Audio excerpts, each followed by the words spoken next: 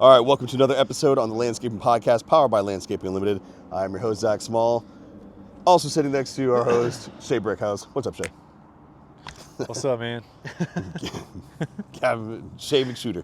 All right, you got to watch the videos. Listen, if you're not watching any of the videos, you're missing out on like half the entertainment that's going on here. Whether it's Shay talking like the Italian with the hands rolling, or we got the. So just check that out. But if you're listening, appreciate you listening. We're closing. I think we've surpassed 400 listens. It's pretty cool. This is episode 14, so it's rolling, it's cruising. I really dig it.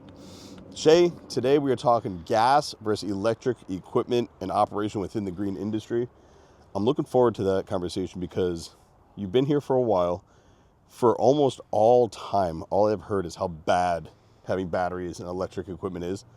And yet, when we went to the Equip Expo in Louisville, I was like blown away at what that equipment was doing and how it sounded, how it was operating, and it made me start to change my stance on this. So I wanted to pick your brain about it. Yep.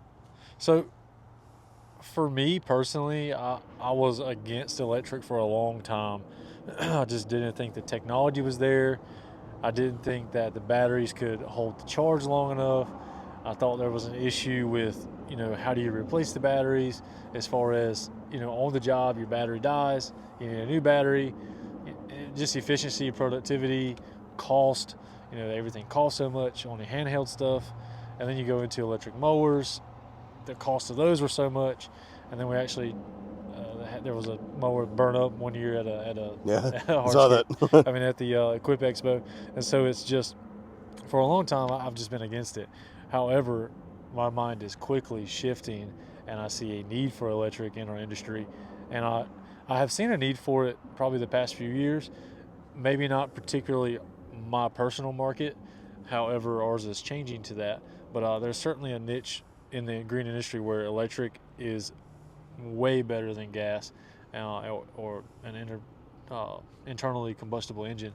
Not going to make that ice joke, but but there's certainly a need for electric, in our industry right now. So, I don't think it's a secret. If it is, I'm about to surprise everybody. But we were talking about turning one of our crews electric. Yep. We were talking about going in that direction. What was the reasoning behind it? Like, I know you've started to see things, but like, what are the pros of this? Like, what's saying, like, hey, this is a good idea. It's what's best for business. Yeah, so I'm going to recap again. I'm going to give you the long spiel here. So there's multiple companies out there that produce electric equipment. For us, we're looking at going to the DeWalt line. We're a hardscape company as well as grounds maintenance company. So for us, the battery usage just interchanges with all our DeWalt handheld tools, such as our drills, our batteries, our saws, all that stuff. We'll be able to interchange those batteries. Our backpack sprayers are DeWalt. They take the DeWalt battery. So we're going to go DeWalt. There's other companies out there probably suitable for different landscape companies if they have a dealer close to them. But for me personally, the reason why we're looking at going electric coming into 2026 is that we are noticing a lot of people complaining about noise. And so particularly backpack blowers in the fall time, blowing a lot of leaves, they sure do hit the decibels. And our commercial properties, our banks in particular, they're talking about how noisy it is inside the building. Now, sure, we're going to have some issues with batteries and running the blowers nonstop, blowing all these leaves. However, DeWalt has come up with this charging station that we're going to be implementing into our trucks, where we're going to be able to keep our batteries, charged up to where we don't run out. And then we're going to set our routes up to where we don't have all our routes, just on these large properties. They're going to have some smaller ones in between so that, battery usage doesn't end up being an issue. And also we're tiptoeing our toes into that. So we're transitioning one crew in versus all our crews. And we're still going to have some gas-powered equipment. If we have the need to bring onto one job, occasionally we'll do that. But that's part of the reason why we're going is we're trying to cut down on the noise. And then also we're going to cut down on a little bit of a maintenance expense as well, because if you don't have a carburetor, then you don't have something to gum up and jam up with ethanol in our fuel, which we run in non-ethanol, but you still have that issue, Yep. some water and stuff like that in your tanks. So that's another issue that we're going to get away with maintenance. Particularly our weed eaters, the guys always complain they're always gummed up, air filters clogged up, and we won't have that issue when we go electric. Yep. So looking at that, I mean, one thing you didn't say at all was environment. And I think a lot of people, they have this false notion that you're going electric strictly because of the environmental impact, not as much fuel, not as much exhaust, things like that. And I think you're completely, not you, the activists, Yep. they're completely missing that the market that you're preaching to, the market, like if you really want someone to go on board with your electric, you've got to talk about how it's going to impact the company, Yep. how it's going to impact the bottom line, how it's going to impact the service they provide. I think if that was more the emphasis, I'm not worried about the exhaust coming out of the weed whacker. What I'm worried about is being able to put half the amount of runtime on the engine so the engine lasts double as long. That's and right. so it made me think of the mower that you were on, Yep. when you could switch back and forth. And I'm just thinking about, if you go into like a dentist office, a bank, some corporate office where they're having meetings and whatnot, you're out there mowing. Well, when you're hitting the strip that's right around the building, you can switch over. You're hearing the blades. That's about it. Yep. And so let's talk a little bit about that part of it, because that video is pretty cool. Yeah. We were having a conversation while you were mowing. Yep. So, recap. You said I didn't mention the environmental thing, mainly because I need to do some more research on the environmental side. I don't think that the mining of the lithium and stuff that goes in these batteries, it's always conveniently left out. Well, it's always mined with a coal burning machine. So, the carbon footprint, I don't know that that's actually reduced, and then also the cost of creating that lithium. But that's a whole nother subject that That might be a whole different podcast. Yeah, we won't dive into. So for me, I don't think it's the carbon footprint side, the environmental side, isn't why we're going that way. We've talked about handheld equipment so far, and you brought up the lawnmower that is a hybrid. So it runs off of electric and off of gas, and it senses how much torque is needed from the mower blades and the drive motors, so that it knows when to switch back and forth. It also gives you a toggle switch so that you can convert from full electric to just gas, and also to both, which will give you more horsepower than just a regular internally combustible engine, alone in the same size block. Yep. So that alone is unique and going to be incredible. Beneficial to have more horsepower on a mower that you typically wouldn't have a motor that large. So that. What brand was that? So the hybrid is made by Hydro Gear. I want to say it's their Smart Sense technology, I think is what it's labeled as. Mm-hmm. But they're working on getting it approved to go onto multiple different lawnmowers. So it's not a lawnmower specific. It will be geared towards all their brands, and hopefully those brands will get on board and start producing those lawnmowers with the hybrid option as a purchase option. I would love to see the hybrid hustler. Oh, I will buy. I told the guy when I got off of it, I was like, man, if you had this right now for a Super Z Hyperdrive, I would go home and order one and swap one of ours out today. But that's still in production as far as we talked about at the Green Industry. So or at the Green Industry Expo, or Equip Expo is what it's called now. I have a hard time remembering that they've changed that. But I would switch to a hybrid mower today. That was the coolest thing I've been on. Got on it, like you said. I pulled up to you, the blades were turning, and I was talking to you as if you were standing right next to me, and there was no lawnmower. Yep. I mean, you could hear a slight, from the blades, but that was it. So, for a company to go electric and hybrid would be beneficial, especially if you're in the metropolitan area where you have a large amount of municipalities. You're working downtown. You don't have large grass areas, but you have a large amount of properties that need weed eating and edging, blowing. Certainly, electric is the way to go for you guys. Particularly your lawnmowers. You'll probably never burn gas on your lawnmowers those days if you go the hybrid option, because you won't use them enough to need gas. Yep. Our company, we're kind of in the rural area. We come in and work a lot of municipalities, work a lot of small residential stuff. So, there are certain crews that we could implement this electric, we could implement these hybrid mowers on, and we could cut down on the noise. we could cut down on our maintenance costs. Our weed eaters, we talked about the carburetor issues, talked about them not, never gumming up, and so losing power. They won't be in the shop because they won't have problems. Yep. The lawnmowers, if with this hybrid option becomes available for our hustlers, then we'll put them on all our hustlers. I honestly don't see a need to not have them on all of them.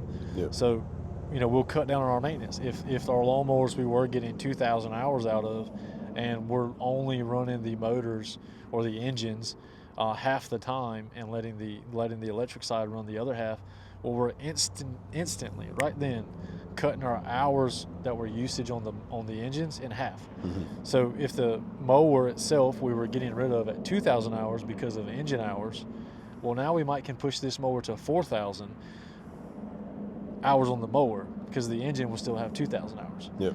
Now, yeah, I'm sure we're gonna probably increase our maintenance costs on some bearings or something like that to make the mower last longer. But we're saving on oil changes. We're saving on gas burning. We're saving on air filters and dirt ingestion. Fuel. To where we're rebuilding pistons and stuff like that in our lawnmowers. So it's gonna cut our maintenance costs down drastically. I was thinking about, I can't remember the name. It was one of the TikTok channels I'm following for the lawn guys, and it was talking about how they had spent $36,000 on fuel. Mm-hmm. And so just thinking about, like, your electric bill is going to go up because of your charging stations, or if you've got them like in a building. Yep. But I mean, it's not going to go to where I think you're hitting that expense that you're hitting on fuel, which is just ridiculous. $36,000 in fuel alone. That's not counting any other repair or anything else that goes with running the business. That's right. That is just fuel in their mowers. Yep. And we were talking, I mean, I don't know what our exact number is, but I mean, it's in the tens of thousands of dollars of fuel we're putting into our trucks, into our mowers, into our handheld tools. And to think about the electric being able to offset that, it's a no-brainer. To me, the hybrid is the no-brainer. Yep. I'm not a full electric guy. Like for handheld tools, sure, if it can maintain the same power. But for the mowers, I'm a hybrid 100%. I would even like to see that in like vehicles. Like I would get an electric vehicle if it was also a gas vehicle. Yep. But I would never get a Tesla. Yep. So we've ran LP before, to cut down cost on fuel, but you still have, you're still burning the fuel, you still got the noise. So going from even going from LP to electric, or hybrid mowers, you're cutting that noise down. Our guys had an issue with the LP when it was cold outside, so yep. we switched back from LP to a gasoline burning engine, and the main reason we went LP was to save cost on fuel. So now if we can go hybrid, save cost on fuel, save cost on maintenance, and prolong the life of our lawnmowers to where we get, at least another 25% at minimum usage out of them, then we're saving money and we're prolonging our equipment and we're building a better future for our company, which is ultimately the goal, is to make the company successful and make it save as much money as it can save, because any dollar you save is a dollar you earn.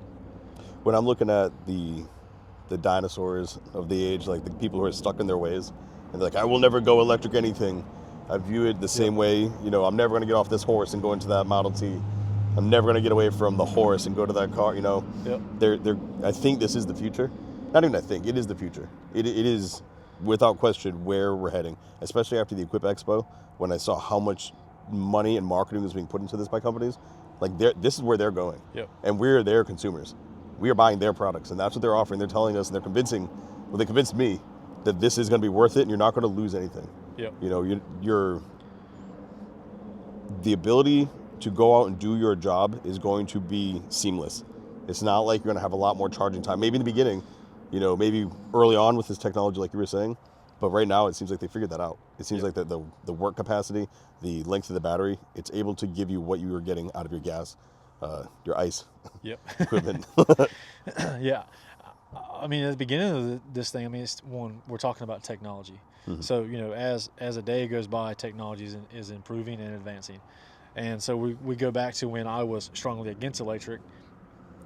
The technology wasn't there. It was there. We just didn't have the batteries yet. Yep. We didn't have the way to rapidly charge, so fast that you didn't have this downtime. So that technology. Well, the size of it. Your charger is the size of like a garage, and now you can hold it in your hand. You know what I mean? That's right. Yep. So, the technology has advanced, which therefore has made it where it's more feasible for landscape companies to view this as an option. Particularly me, even a year ago, I was like, nah, I would never do it, because a year ago, the cost of converting over to electric, by the time I started making my money back on it, I was like, man, I've already got this equipment that's running fine. So, if you're a company out there and you're looking at switching to electric, it's not going to be something you're going to make a decision on right away. You need to do your research on it, and then you also need to look at it in your company and look at it as, all right, this is what it's going to cost me if I go with this brand over mixed fuel type of handheld equipment or gasoline burning lawnmowers. So you have to weigh the cost of that versus of electric versus gas, and once you figure that out, then you have to figure out, all right, well, this is the time frame that I want to implement it in. For us, coming into next year, we've got a crew that we would be replacing their equipment anyways. Yep. And so instead of buying a gas handheld equipment, then we're just going to go ahead and buy electric. Yep. So that cost is already the same for us. Now the charging stations and the way we're going to outfit the trucks, that's a little bit of upfront cost for us to get that going. However, it's gonna pay itself. Well, it's back. necessary. Yeah. I mean, if you're going to go in, you've got to go all in. You can't really just dabble in it. Yeah. Because what good is getting the electric equipment without the charging? That's right. On site, they'd have to come back here to charge the batteries. That's ridiculous. Yeah. So you lose the whole point of being able to go out there and execute the mission. Looking at that though, that is one thing that I'm glad you brought up. Is people thinking like, well, I've got to go all in now. No, just phase it in. Yep. It's time for new blowers, time for a new mower, it's time for new whatever you got going.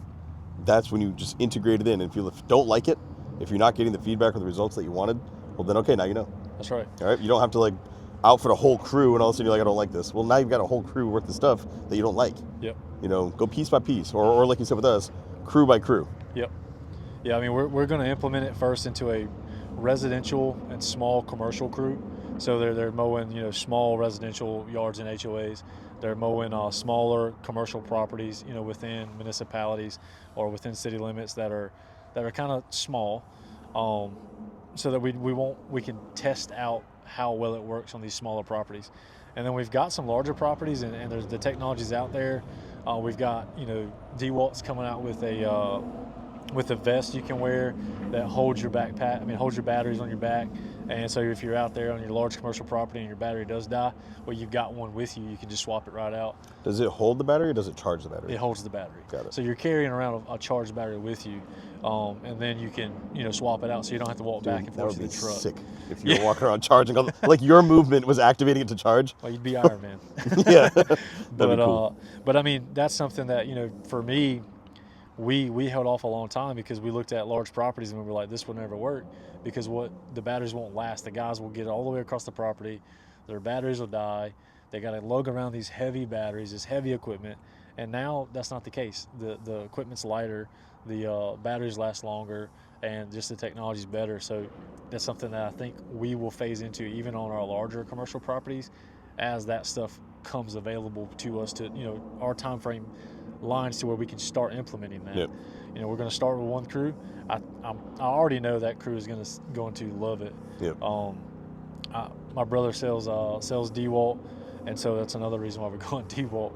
Shameless plug there, but I've tested out all the equipment. I see all the updates on his side, and when the stuff comes in, he's like, "Hey, test this out," and I'm like, "Yeah, that thing's got some torque." The weed eaters are no joke, and so I'm excited to see those operating on our crew.